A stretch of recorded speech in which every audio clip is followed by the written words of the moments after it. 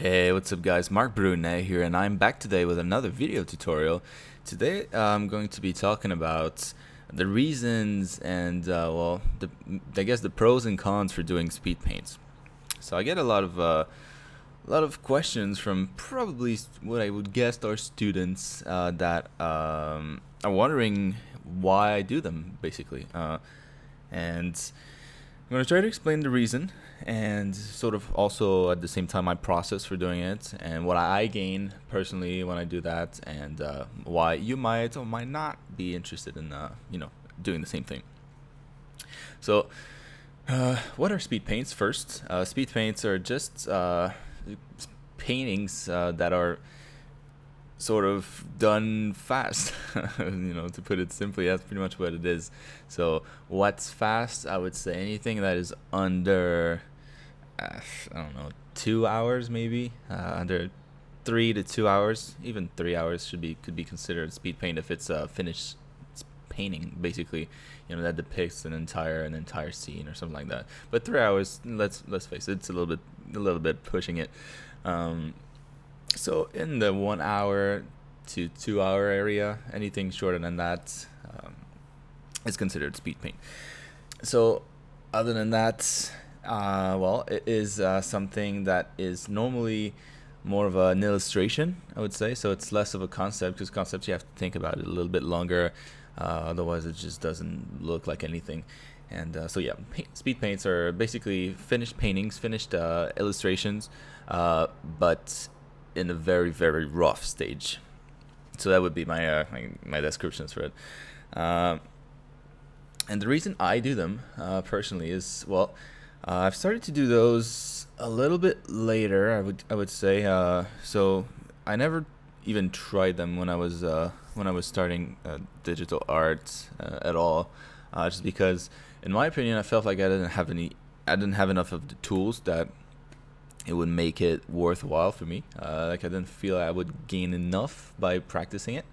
Kind of the same thing, I guess, as let's say going to the karaoke and not knowing the lyrics to a song and still trying to sing it.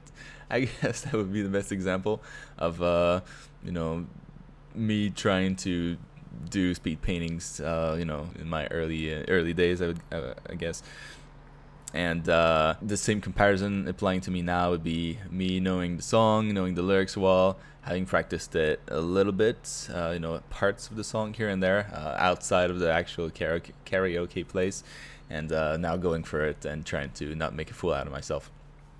So this is how I feel every time I make a speed paint. For those who are wondering, it's pretty nerve-wracking, especially when you're recording, because most speed paints start the same way, at least, and I think that's the same for most people. Well, you have some sort of an idea, or sometimes you don't even have an idea at all, and you just sort of jump into painting. In my case, I start recording, I hit play, I hit record, and then I jump right in, and I try to get as much as possible down on the canvas as fast as possible, so that I can sort of find my direction and start to sort of focus on the important elements in the picture, as fast as I can, so that it actually looks like something, when I reach the 2 hour point. And I'm drifting a little bit here, but so we have the description down for the speed painting, right? So it's quick painting, it's fairly simple. And now what it gives me, other than the fact that it's fun to do, is it gives me the feeling that I've completed a finished painting without having to finish it, and still being satisfied with myself. So a lot of artists will have this point in any painting where they're, I'm not talking about a speed painting here, I'm talking about an actual, polished painting that you spent hours on it. Everybody will have this point where you've been on your painting for a very, very long time. You can count hours, or maybe, I don't know, maybe reaching the 10, 20, 30 hours on your painting, and you still can't make the decision to stop painting. That's enough, that it's finished. There's always this point where you're like, oh, I could keep going because it's not exactly how I felt I wanted this to look like, but at the same time it kind of looks finished enough that maybe people won't notice or whatever. And this is a very very annoying position to be in, because I mean, at this point you could be saying, okay, I'm done, and leave it the way it is, or you can be spending another 10 hours in there, and you know, once you're done after those 10 hours, you look back and maybe the difference is not worth it. And yeah, so this part is always a little bit annoying, and I have to deal with it pretty much every time I do a painting, like a, you know, full polished painting.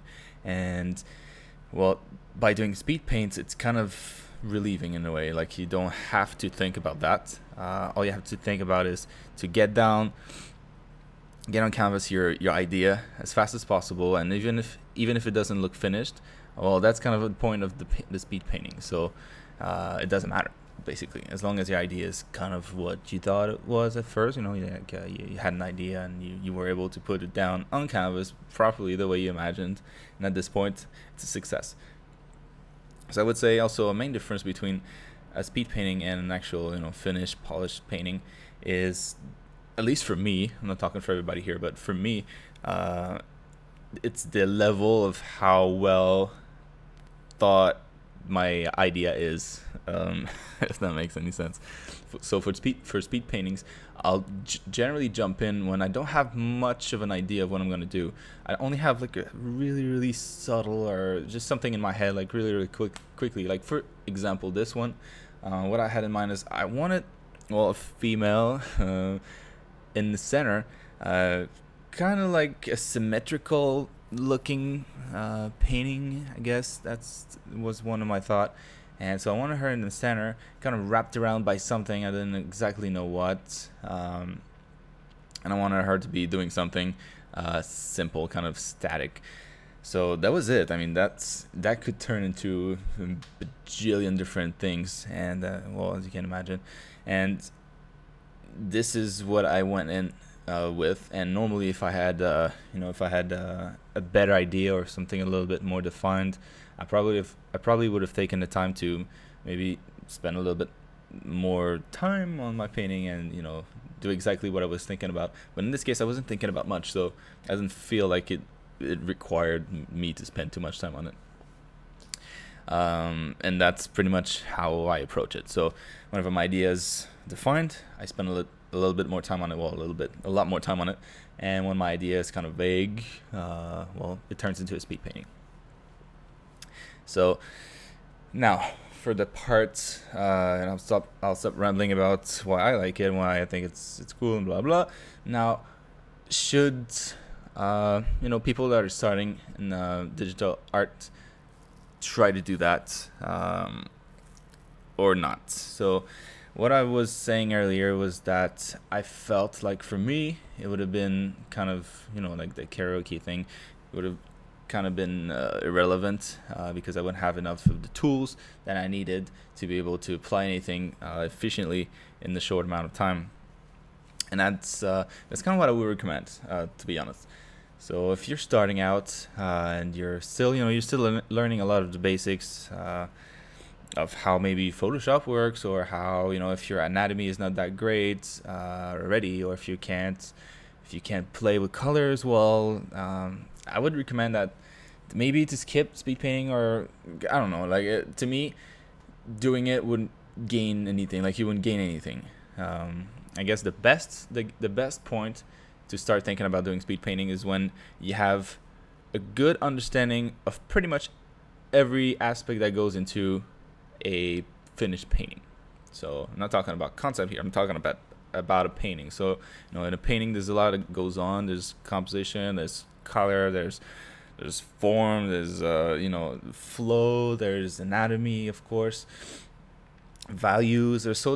There's a lot of different aspects that you need to have a decent understanding of to be able to create something that's, you know, that's interesting in a short amount of time. And at that point, you know, when you can do like a good painting in like a lot of time, then you can start thinking about doing speed paints. And then at this point, in my opinion, it's going to be a little bit more worth it. So you'll learn a little bit more. It'll be a better time investment, I would say. The reason being that if you have to constantly, well, if you don't, for example, if you don't know anatomy and you're trying to do well, a character like I'm doing right now, and you have a time limit, well, first of all, it makes it really stressful, and second of all, well, either you're gonna have to stop at some point and look at reference to be able to, you know, do a proper figure, or you're gonna have to just sort of improvise, and it's gonna look wrong, and then you're not going to be happy with your result because it's not gonna look good. And the point with the speed paint is to practice stuff that you know already, but try to sort of add a time constraint to it. So, well, that's pretty much it. I think that covers pretty much what I wanted to talk about. So, yeah, to finish, what I always try to tell people whenever they paint, whenever they do art, is to at least try to actively try to practice something. So what I mean by that is, you know, a lot of people, you know, that don't use reference, or that don't use, you know, that don't try to learn new things, often wonder why they're not progressing as fast. And that's because if every time you do a brush stroke, every time you're doing a painting, you're thinking about something that you're not quite sure how to do it, and you're looking for how to do it, you know, like online or whatever, you're using reference to try to figure it out and eventually be able to do it on your own, then you're not progressing as fast. And that's just how it is. And speed painting, while you're supposed to practice things that you kind of know, it's always a good idea to, at least that's what I do every time. I try to sort of practice things that I've never done. So things that are in my comfort zone still, but things that are a little bit different. So variants of stuff that's in my comfort zone. So for example, in this case, you know, when I started to get the pose down, I've done things that are similar, but I had never done this pose in this particular angle before. So I wanted to kind of prove to myself that I could do it, and well, speed painting is a perfect avenue for that, because well, I mean, it's not a big time investment to prove something to myself. So that's pretty much what I was thinking about. So again, you know, try to learn something whenever you do art, even if it's a speed paint, and because otherwise you're not gonna progress. And that pretty much covers it for today, guys. So well, I hope you like the painting. You know, this is maybe in this case you had the time to see a little bit more what, you know, the steps that I took and everything, because the speed paint of it was quite fast. So hopefully you enjoyed that. And well, don't forget to subscribe, and, you know, tell your friends and all that good stuff. And I will see you guys in the next video. All right, bye.